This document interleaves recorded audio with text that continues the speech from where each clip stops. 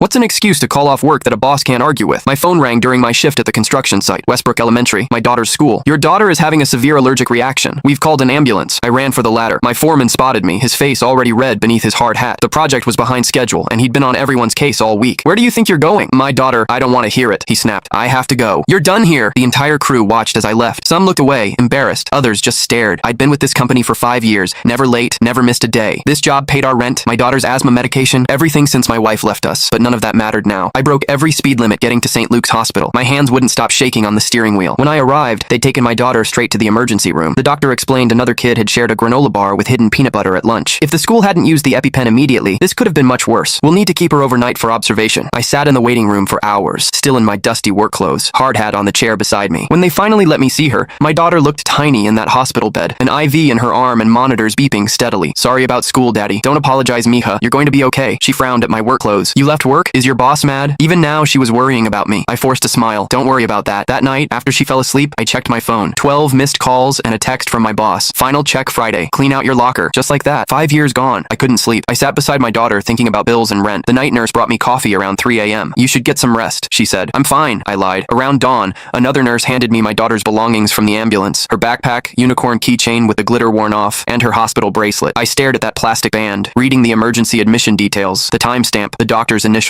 That's when I decided. Next morning, after my daughter's aunt arrived to stay with her, I drove to the construction site in my work clothes. The crew went silent as I approached. Some looked away, embarrassed. Others watched curiously. My boss was by the trailer with the project manager. Told you not to come back. Without a word, I placed my daughter's hospital bracelet on his plans. What's this? My daughter's emergency room bracelet from yesterday when she nearly died from anaphylactic shock while you were threatening my job. Silence fell across the site. Even the machinery seemed to pause. My boss examined the bracelet, his expression changing as he read the details. Jesus, I didn't know. Because you didn't ask. You assumed I was lying. My boss looked around at the crew, then back at me. The project manager suddenly became very interested in his phone. Look, there was no way for me to— There was. I cut him off. You could have asked instead of threatening me. My daughter's still in the hospital, but I came here anyway because I need this job. We both know I'm one of your best. So am I fired or not? My boss handed back the bracelet, clearing his throat. Take the week. Paid. Family comes first. I should have felt relieved, but I wasn't. That's not enough. What? How many guys have you fired without asking what happened? How many real emergencies did you ignore because you'd already made up your mind? My boss's face reddened, but not from anger this time. The project manager finally looked up from his phone. Boss, maybe we should consider an emergency leave policy. Other sites have implemented it with good results. My boss looked around at his crew, calculating the cost of standing his ground versus losing their respect. I'll look into it, he finally said. 3 weeks later, I was back at work. My daughter was better, with a new action plan at school. But something else had changed. A new laminated notice in the break room. Emergency leave policy. 3 paid family emergency days annually. No questions asked. Documentation only required upon return. It wasn't perfect, but it was something.